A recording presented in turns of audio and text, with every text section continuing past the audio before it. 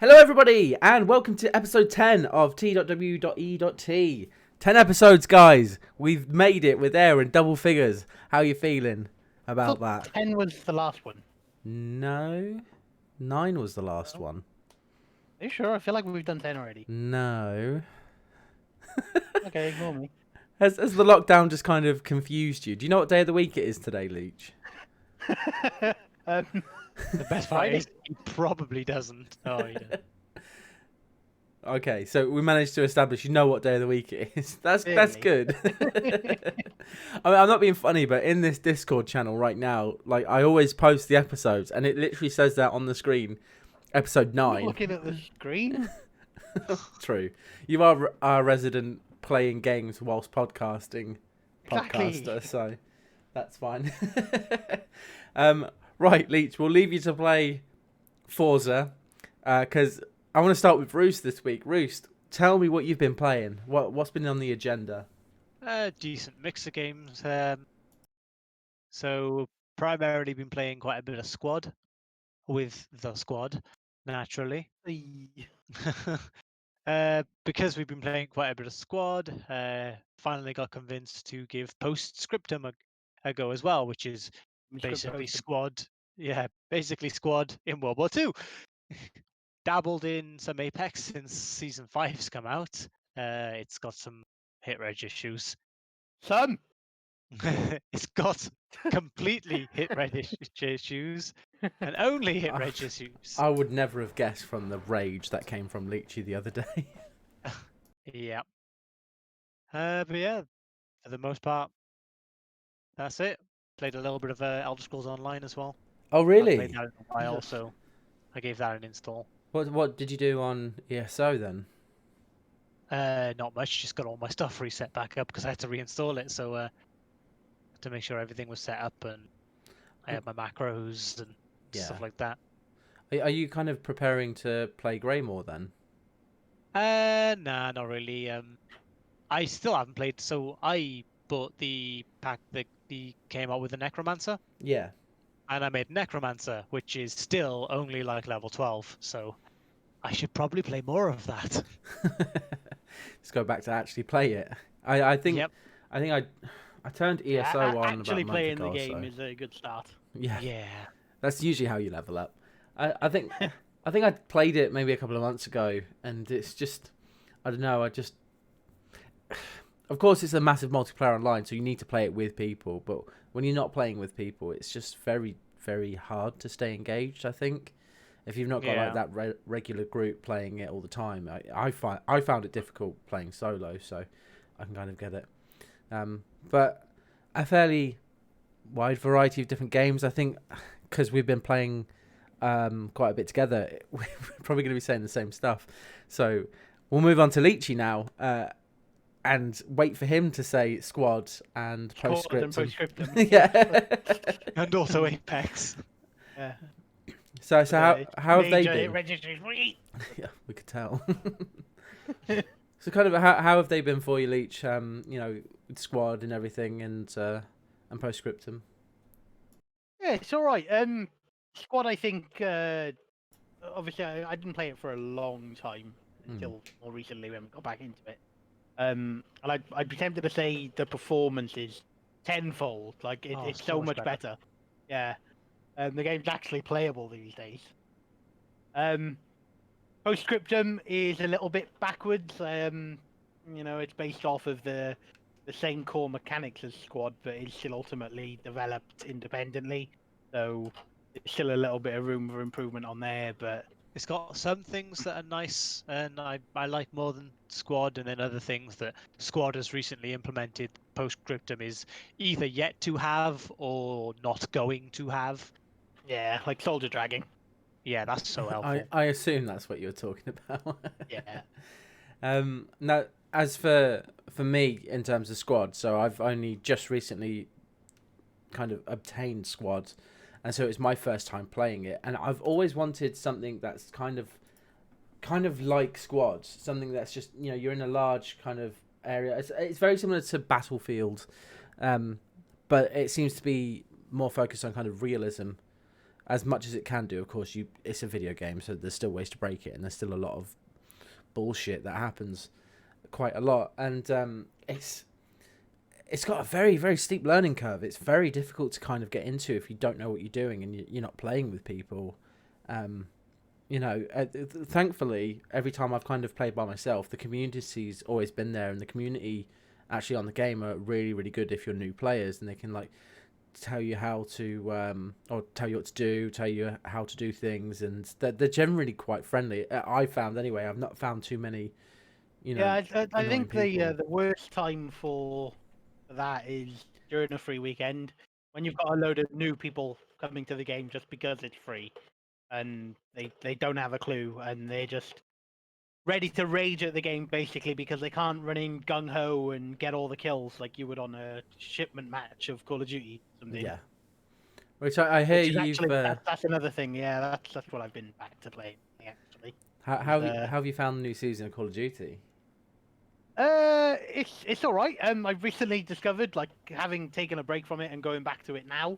There's quite a few new maps. Like, there's a couple of classics that have come back and just as fun as they always were to play.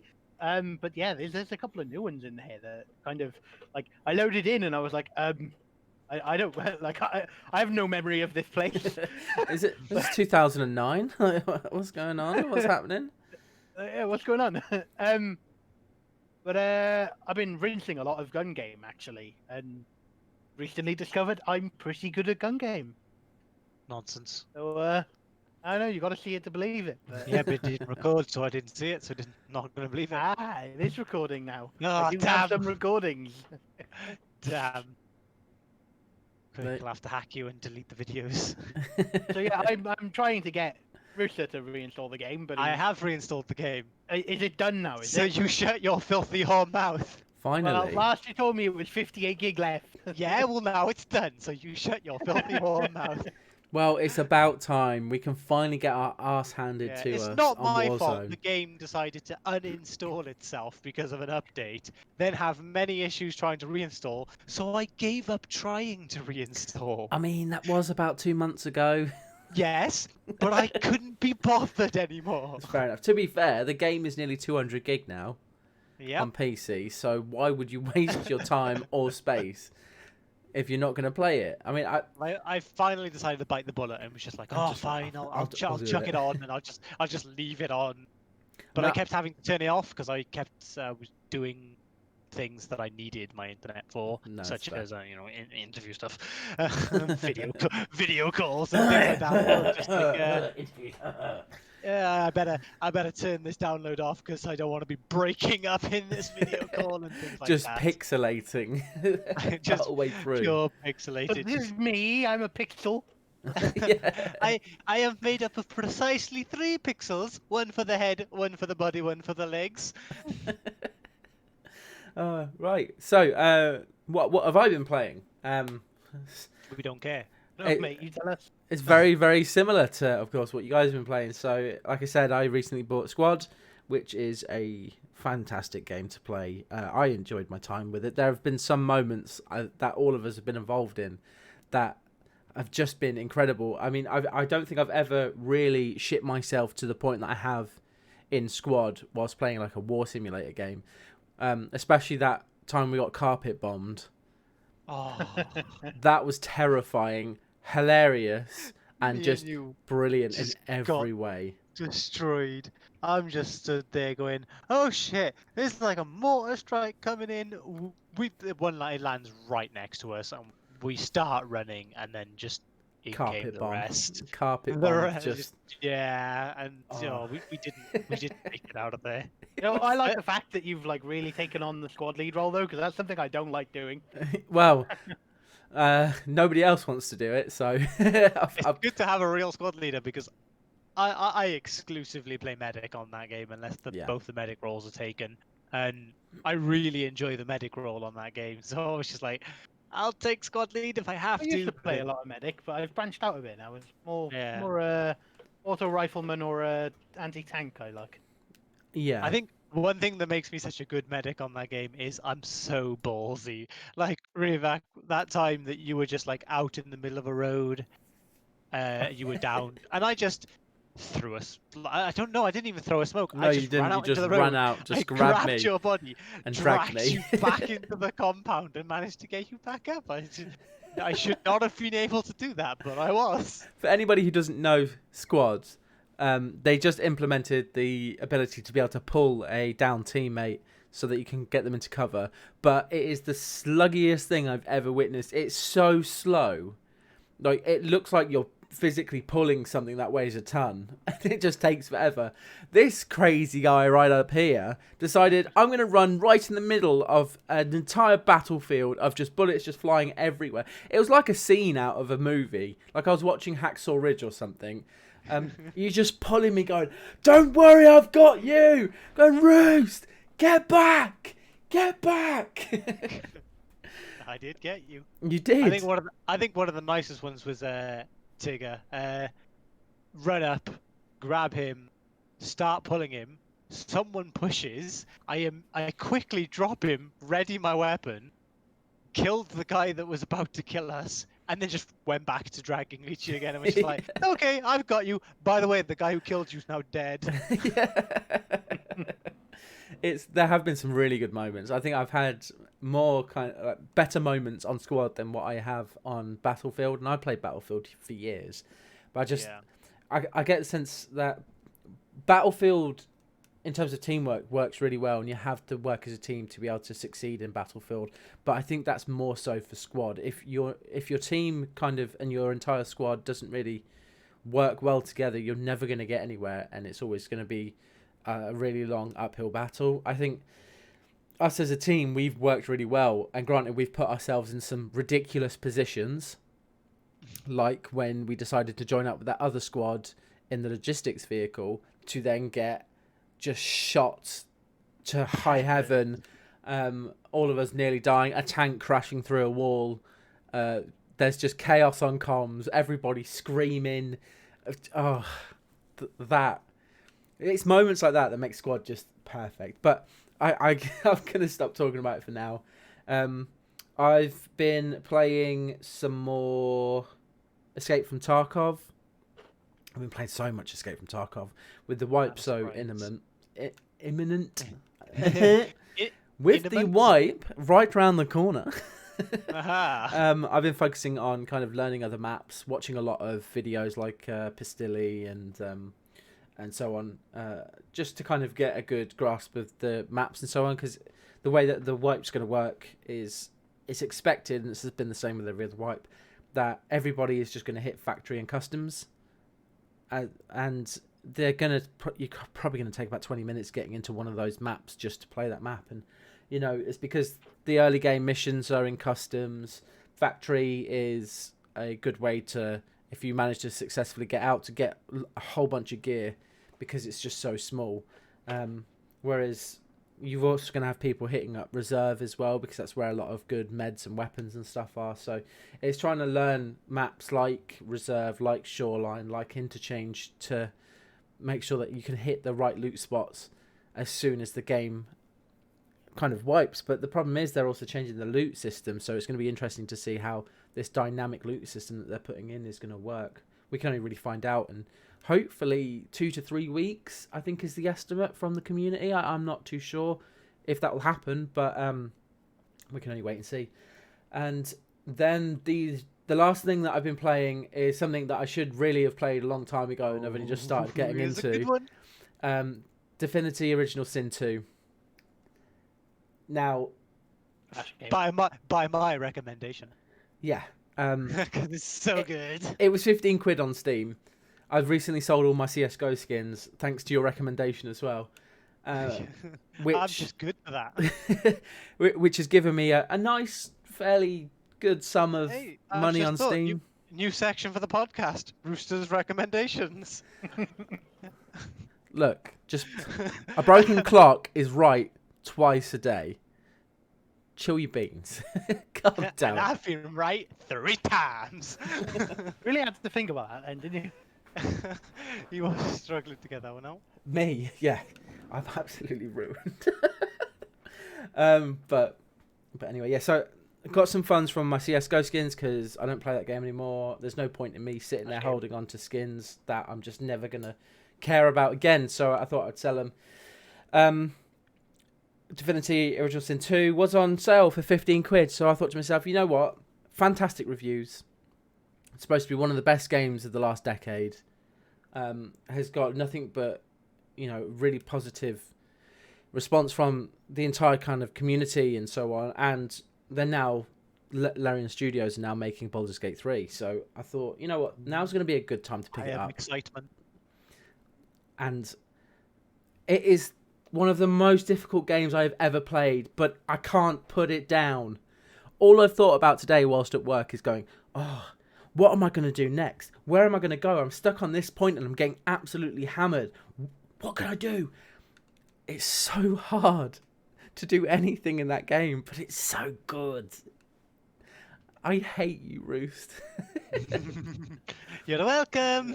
I'm now stuck in this void where I just don't think I'm ever going to come out. To re-download it because I haven't played it for like 4 months, so I'm gonna be playing that again. It's so good, but that's what we've all been playing. Hopefully, anybody that's watching this, you've been trying out some new games during this time, or you've been picking up that game that you've wanted to play for a long time, but work has always kind of got in the way. Hopefully, with some more free time that you might have, you may get this. You may have played those games. Just really quickly as well. So I've loaded up Steam, just to kind of see what's on sale and stuff. And Crusader Kings 3 apparently is now up for pre-purchase. I didn't even know it was in the works. Did you not? No. Well, yeah, it's looking pretty good, to be fair. I'm going to have to watch a couple of videos on that, but apparently that's available from September 1st. I have no idea. Something I should definitely mention, as I've just seen it myself as well. If this is the first time you're ever watching this, or you're just watching the podcast on the actual screen, you may be wondering why our profile pictures are are what they are. I forgot about that. So it's a fair thing to mention, We've of course got Doug Judy, the Pontiac Bandit, Sergeant Terry Jeffords, and Detective Jacob Peralta. It's an inside joke between all of us in one of the Discord channels. Don't ask me why I got Terry. I'm happy with that though. I mean, look at him. Look at his smile. It just makes you smile. Yeah. Good old Terry Crews. But yeah, it's an inside joke. So I really forgot about that. Okay. So I felt like in typical Jake fashion, I had to get the worst picture of Jake Peralta I could as well. Of course. That's why mine is as abysmal as it is. Doug's looking as cute as ever. Look at him. Look at that smile. And Terry's just always professional. Always professional. Right, so gaming news. So there's been quite a lot actually that's been going on over the last couple of weeks in terms of kind of reveals and showcases and everything like that. I think one of the just not gameplay reveals. Yeah. One of the biggest things that came out was Xbox's gameplay reveal. Big quotation marks around the gameplay. Yes. So a lot of you will know when you've listened to other podcasts that, especially me and Roost, we're very much on the side of Xbox in terms of if there's a console war. We're very much Microsoft than Xbox. Obviously, PC mustard rice, but yeah, of course, all the way. So I didn't have a problem with it at all. Genuinely, I thought there was some gameplay stuff, but I think people's expectations were too high. Good event. It wasn't what was advertised. Yeah, I think is the problem. It was a good event, badly marketed, and thus so sour taste in the mouth. Yeah, for quite a lot of people. Yeah. I think everybody was super excited to see Assassin's Creed Valhalla, and the promise of gameplay. Immediately, you do think that there is going to be an actual 5-10 minute. Yeah, I feel like in technicalities, their advertisement was correct. but it's not what is expected when you say gameplay. Yes, what we saw was In-engine. gameplay in the sense of it was in-engine gameplay footage, but with inserted camera work, and so extra cameras in the scene, so you get more of a third person or side on sort of view of what is actually being played. But when you say gameplay reveal event with lots of gameplay trailers, you do expect to see more what you're actually going to experience if you buy the game. Yeah, I want to see a guy stood there with a controller in hand, running up Yeah. and like agitating some guards or Yeah. something. So although technically they provided exactly what they said they would, they didn't provide what was implied we would get, I suppose.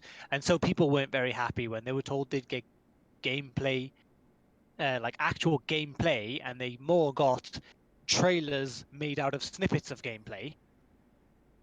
Then it just sort of, people weren't that happy. I wasn't. I thought it was a good event. I enjoyed the footage we saw, but I did finish watching it a bit like, oh, I mean, I was expecting better.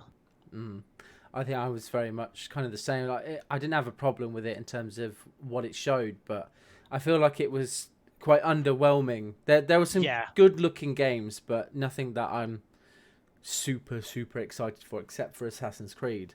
I think a lot of people did tune in just to see the Assassin's Creed kind of reveal and stuff. I just really wonder when we're finally going to get that Elden Ring gameplay trailer. I'm starting to think Elden Ring doesn't really exist. It's just an enigma. I agree. So yeah, when it comes to the Assassin's Creed piece, a lot of people seem to be pointing their finger at Microsoft, and it's as if Ubisoft are kind of falling under that radar because it was Microsoft's reveal. What do you guys think about that? I personally think that Ubisoft are kind of backing off of it. Ubisoft would have curated. Yeah, the trailer will be Ubisoft. Ubisoft would have just sent a video to the Microsoft team. Play this. That's how it works. Microsoft didn't make that trailer. Microsoft are at fault for the bad marketing because Microsoft are the ones who, they had all of these trailers and they marketed it as gameplay. Yeah, gameplay reveal. Gameplay reveal event. I think it should have been named better, and it would have been much better. But at the end of the day, it's the development studios or publishing studios of these games that are the ones who created the trailers. So that Assassin's Creed Valhalla sort of gameplay snippets trailer thing that we got was produced and given to Microsoft by Ubisoft. If your problem is with the trailer, then your problem should be with Ubisoft. If your problem is with the advertisement of the event, then your problem should be with Microsoft. There we go. So some other things then, I'm going to brush quickly past this. It seems the Summer Game Fest that's been going on, kind of on all different platforms, streaming, YouTube, Mixer, Twitch, just seems to be everywhere at the moment. And I think it's fantastic what they're doing. Loving it. Absolutely loving it. It's probably at the moment the best replacement for E3 that we have. It's not the only replacement for E3. For example, obviously there's a lot of sort of Microsoft doing their own things and things like that. I believe there is IGN's got something planned for June, I believe, where they've managed to get a load of studios in, and it's kind of their sort of mini E3. And obviously we've got the Summer Games Fest with Jeff Keighley and the Game Awards team who've put theirs together, which is at the moment, I think, the best sort of replacement for E3 we've managed to have this year. I feel like the concept of it has been brilliant. The content we've got for it has been brilliant. Yeah. It's been enjoyable to watch, and I quite like how spread out it is rather than just being over the course of like a weekend thing. They've decided that we're getting two or three little events a month. So we've got a couple coming up in June and July, and a couple more in August. I believe they end in August. There's at the moment there's none planned for September, um, which I think is a very important thing to take note of. Just my take on it is take note of the fact that all of these events end in September. Every single one.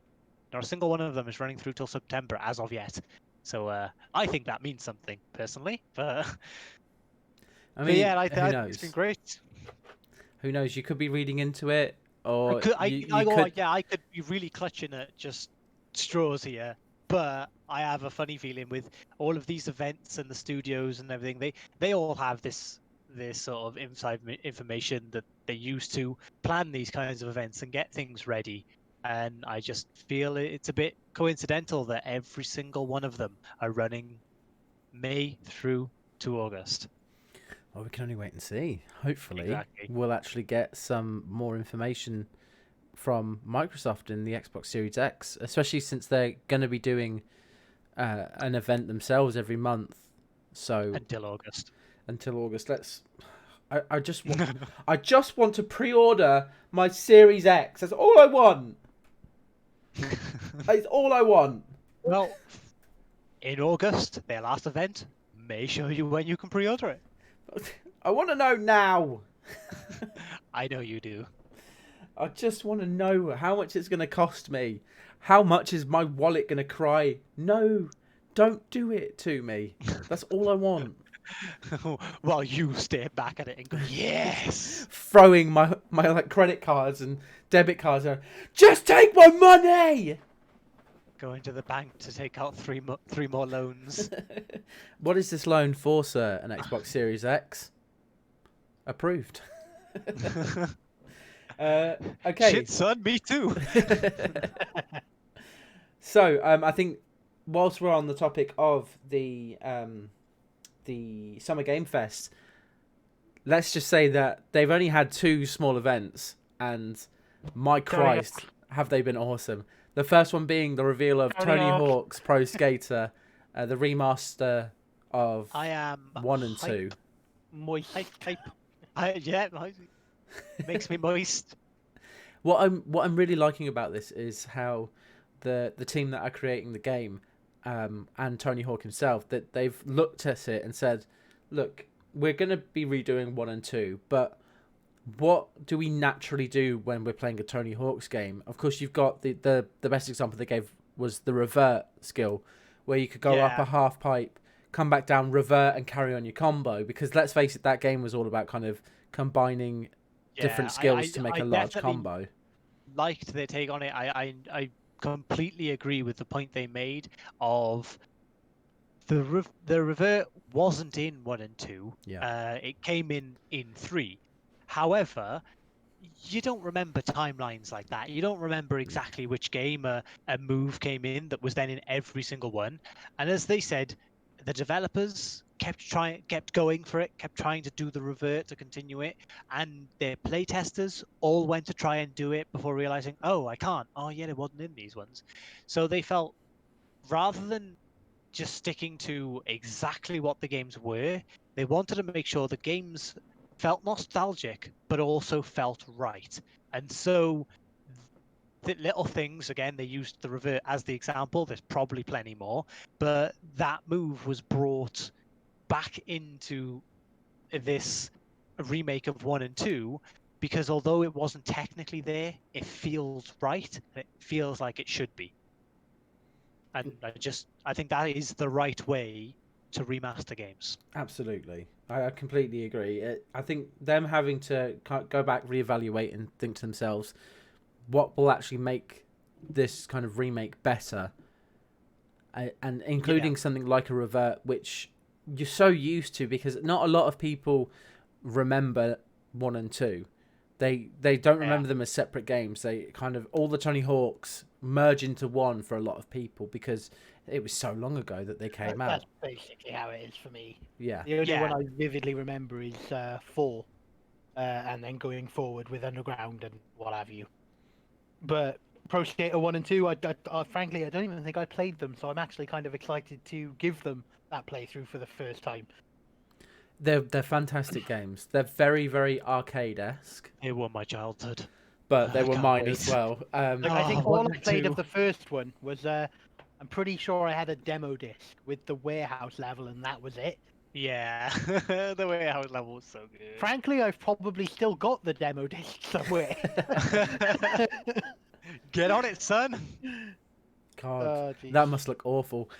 Me and Leach were having a good conversation about this the other day, actually, and saying kind of, we all remember how those early Tony Hawks looked, and the way that the developers have created the kind of, I'm going to call it a remake.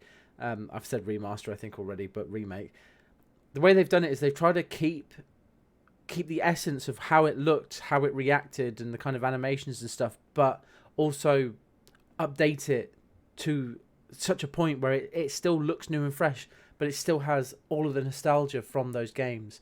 And I mean, Yeah, it doesn't look like the best game ever, but it doesn't need to. It looks like a Tony Hawk's Pro Skater, and that's what people That want. is very good way of putting it, to be fair. Yeah, it looks like what you want. It looks like what you expect. It looks like Tony Hawk. Yeah. Like not the game. It looks like him. Oh. It's just the game just looks like Tony Hawk.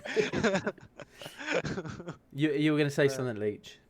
Yeah, I was just gonna mention, they've somehow managed to get this fresh modern take on the graphics of the game, and textures and stuff look more detailed, like you'd expect from a game releasing in, well, the last 5 years, frankly, let alone just 2020. But yeah, they've I don't know how they've done it, but they've somehow kept that. I don't even that atmosphere. Essence. Yeah, the heart and soul of a Pro Skater game. Like I said, I only played 4 that I remember a lot of, but even with using that as reference material for me, you can, like you said, it looks like a Tony Hawk's Pro Skater. I do like the side-by-side comparisons they made in their own trailer as well, of jumping back and forth between the original game and the updated in the same environments. You got to actively see, oh wow, this does look spot on.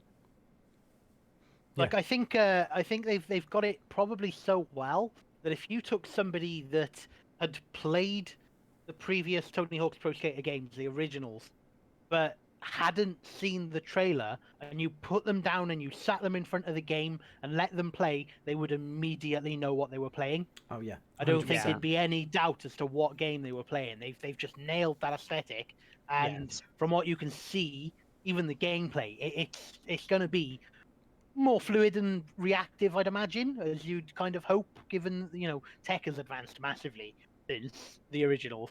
But I think it's gonna be just nostalgic enough that even though it's gonna be more fluid, these are all assumptions. It might not. It might be just as clunky as the original. No, I think they mentioned it in the trailer that it's a lot more responsive, and they focused on the in-game. I remember them touching on. They made a big push at making sure that you could reliably trick using either the D-pad or the analog stick. Because obviously the newbies to it are going to be using analog sticks. They have been for the last decade. But the OGs that played Pro Skater back in the day, D-pad was basically as good as it got. Yes. Yeah. So yeah, I remember them saying that they've made a special effort to make sure that the D-pad works exactly as you'd probably remember it, because it's just digital inputs. But they've made what was it? I think they said they've made it so the analog stick is just forgiving enough that you don't have to be pinpoint accurate with your motions, but you can't just you can't face roll the analog stick to do 900s. So yeah, that sounds pretty exciting. That they're making a push to make sure that the OGs of the series are gonna love it, and take that trip down memory lane and have a blast with it. But also, it can bring in a new generation of players, because it isn't blocking them out by being just archaic and old-fashioned. So yeah, I think it is nice to see the way it's going. Yeah, definitely with the that. right team behind it. They did the Crash Bandicoot. Phenomenal. Yeah, I absolutely loved the Crash Bandicoot remake. They are a team that, if you're doing some kind of remake, they are the right team to be doing it, because they just seem to be experts at it. They know what they're doing. They know.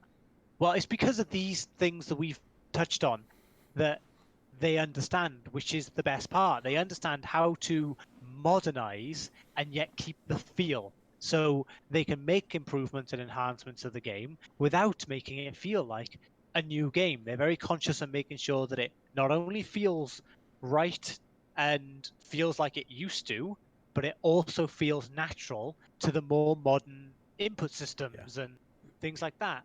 So they are a great team. They are the right team to be doing it. You can tell that they're fans of the games that they've remade, and they understand.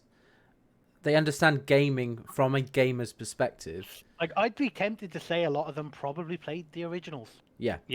I think they did. I think, especially when they were doing the reveal, that they mentioned that quite a lot about how the game used to feel and how, you know, it should feel now, and what they've done to take those kind of steps forward. And you can tell that as a company, these are gamers that have gone into gaming as a career path and development as a career path, and you know they're the best team to do something like this without a doubt. Yeah.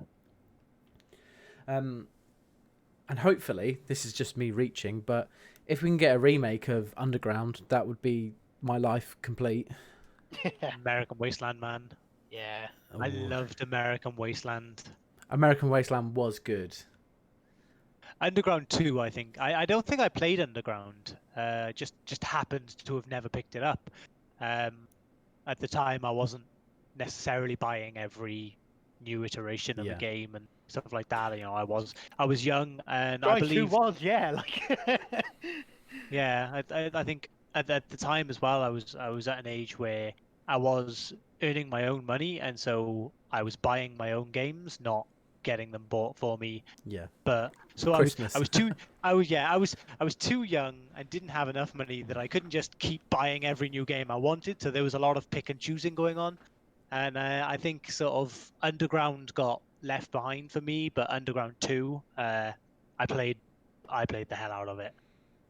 What was the really story focus driven Tony Hawk's, where you created that skater and then it was kind of like becoming a pro? I can't remember what it was called. I'm pretty sure that was Underground. Maybe Underground 2. Yeah. I know the story was you and your mate, you both go pro by taking part in competitions and stuff. Yeah. But the one gets really fucking... the one basically lets the fame go to his head, and he steals your footage of jumping over a helicopter. The helicopter, yeah. God, what and game. then basically uses that to promote himself. He ends up being full-blown pro, and you get kicked to the fucking curbside, and it's, you know, basically the story about how your so-called mate stabbed you royally in the back. And then you go on to become pro anyway, I think, only you do it in a much better way. Yeah, a much longer process than made for a good game. Yeah. Yeah, because the heli jump comes quite early, doesn't it? It's not that late in the game. And so if that was it, you know, oh yeah, you know, that was sick. You're a pro now. GG. I think credits roll. when you think of like skating games and everything like that, anybody who's into skateboarding or has played a skateboarding game like Tony Hawk's, that clip and that part of that game where you doing it's the muck twist over the helicopter, that's iconic. It just felt sick to do. It was awesome. I think with the Underground series and everything, just the whole getting off the board and walking around. And, that was revolutionary. Things, that was absolutely revolutionary. That was so cool. They just did everything right with that game. But anyway, let's move on, because we'd end up getting onto Skate, and that. Well, one thing I will quickly say, and I know Leachy felt the same way as well, but that quick first screenshot you see as the trailer first started, and it's just the board flipping as the guy's doing a kickflip. Immediate reaction was Skate 4. Yeah. And then it kept going, and then you realize, oh, it's Tony Hawk's. They're back, boys. Yeah. Oh, that was good. So that was that trailer. That whole reveal, I think, was Tuesday this week. And I think we were all expecting, because like you mentioned it, didn't you, Roost, on the day that there was going to be an announcement of a game. I thought none of us knew about, and then except me, and except for yourself, yeah. And then the following day came, and Summer Game Fest had released something else. Now I wasn't expecting it. I didn't see it. Oh, did my live. juices get flowing? I was not expecting what we got, but I was so happy to see it. Oh. We got essentially an engine reveal of Unreal Engine 5. Oh my god. I don't think I've ever seen anything more beautiful in my life. I wasn't moist. I became a puddle.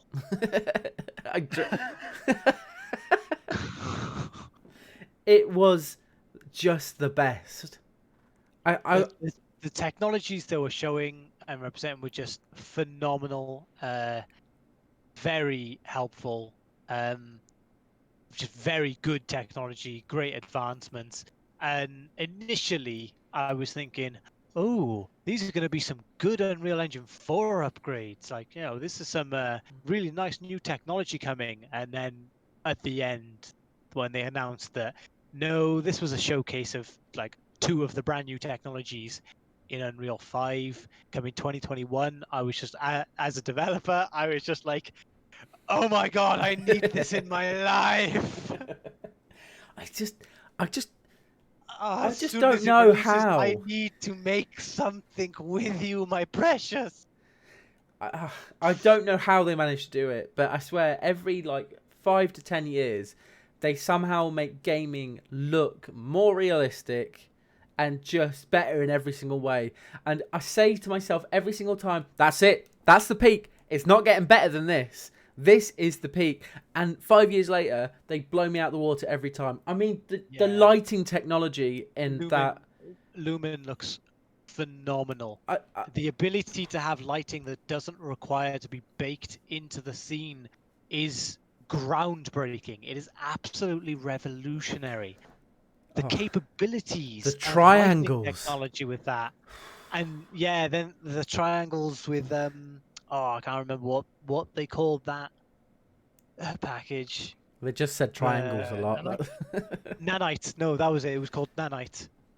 Yeah, good memory, Leech. Yeah, it was Nanite was their sort of the rendering tech. And they had the light rendering, which was Lumen. Nanite was the much more enhanced sort of model generation, being able to port the models in much higher fidelity, without the need of loads and loads of compression. I don't understand how they've done it. I hope it is as efficient as they made it sound, and they didn't have 24 supercomputers in the background running it just to make it look really like. But no, well, they had the demo running on PS5. So even still, what they showed did not show the full capabilities. Yeah. That showed the capabilities of what they can put out onto a console, but what the engine itself can do will be even bigger. My poor PC, I can already see it shedding a tear because it's just going to get wrecked. But it just looked so very good. How I'll never know. It's just a work of art. What they've done. Oh, yeah. It looks so good. Even down to the small details within the engine, and when the bats fly over the character's head and they're flying in a much more fluid and realistic kind of formation forward, down to when she's got the light actually in front of that little blue orb of light. Oh yeah. Whilst it's kind of got like a torchlight at the front of it. She's standing next to a statue at one point, and the statue is glowing blue from the light, but the light itself is not focused on that statue. It's that kind of detail that obviously this engine allows, and the performance doesn't seem to be taking such a massive hit because of it. Yeah, I feel like they've managed to take, not only introduce some new things that were either not capable of being done with lighting or incredibly difficult and would need a lot of finessing to get done, but they've also taken the things that are possible but maybe not necessarily very commonly done, and just they made it look so They really did. readily doable, just so readily available to developers to be able to just, yeah, no, this is not something you're going to need to really worry about now. It's just something that you're just going to be able to do with ease. So you don't have to focus on it now. It's just something that will be done to everything. Everything will be able to It's just brilliant. be lit with these objects in a much more fluid, a much more realistic way. Due to the lack of needing to bake it. Yeah, I mean, even down to the way that everything reacted to the textures. Like when she had the torch in that really kind of dark hall, and the light was, whenever she shined a light at one, like a swarm of bugs, the bugs moved dependent on the light. But it's not like they just shifted away; they actually moved across the textures, which you don't see a lot in gaming, because from a performance perspective, I'm guessing it would take a lot to move 100 cockroaches over like a statue or over some rubble or something like that. This engine seemed to do that with ease. And yeah. It looked so good, so realistic, to a point where you actually felt, well, I felt I was in that situation. It looked so realistic. It was fantastic. Oh, I am insanely excited for it. Unreal Engine 4 is a fantastic engine, but this just looked next level. Unreal Engine 5 just looks next level. What the guys who create the Unreal engines have done over the years have just been incredible. And I think one thing that was definitely glossed over, but Game Ranks, I know we talk a lot about them on our podcast, but I watched their video of the Unreal Engine 5, and they made a really good point at the end of the video, which wasn't actually said at all during the reveal. It's quite glossed over, but they're completely changing the way that they kind of charge royalties now. So previously it was, if you made $3,000 in a quarter, you'd have to pay 5% of royalties to the guys. They've completely changed that now. They will not charge royalties until that game has made $1 million. Wow. Jeez. And then that's even better than Unity's model. Yep. And then they follow the 5% when you're making $3,000 per quarter. So what, your first million's free, and then... Yep. And then they'll only charge you again if you're making 3,000 per quarter. That is huge. That is so big for so many developers. Think about the amount of time and effort people can now put into using that engine. Like yourself, Roost. I'm already guessing you're kind of like, cracking your knuckles, going, "Oh, it's time."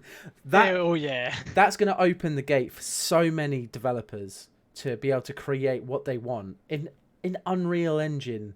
Yeah, I think that's the thing, is you expect the larger royalty fees, and honestly, if you're a developer, then you're not against the royalty fees, either, when you've got these engines like Unity and Unreal, because of how much they can provide for you. But like, I'm currently using an engine called Godot, which is completely free and open source. And I mean, completely free. There is never a royalty. You could make millions and millions and millions of pounds, and there will never be a royalty. It's under the MIT license, I believe. But it's a new engine. It's not quite as robust. It's a good engine to use, but there's just not as much there done for you. But when you go to things like Unity or Unreal, you realize that the teams behind these engines do so much with the engines. There's so much put into the engines. Just the fact that you can use them for free to develop something is pretty good. And so then, when you start making major money, it's like, to be fair, they deserve to earn some of this money, because at the end of the day, half the work I did on my game was only made easily doable for myself due to what I've been provided by the engine, due to what the engine has managed to handle for me. So yeah, this change in model is unbelievable. Yeah, I mean, this is just me listening to a video which it was mentioned in about 2 minutes, so there could be a lot more, kind of when you get down into the cracks of it. But that's what they're promoting right now in terms of if the game doesn't make $1 million over its lifetime, then there's no need to pay royalties, and then even if it does, you'll only have to pay minimum of 5% as soon as you hit $3,000 that quarter. Because I think Unity at the moment is free until your game makes 100,000. Mm-hmm.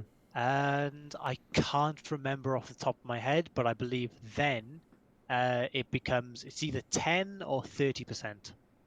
Wow, Jesus, that's a big chunk.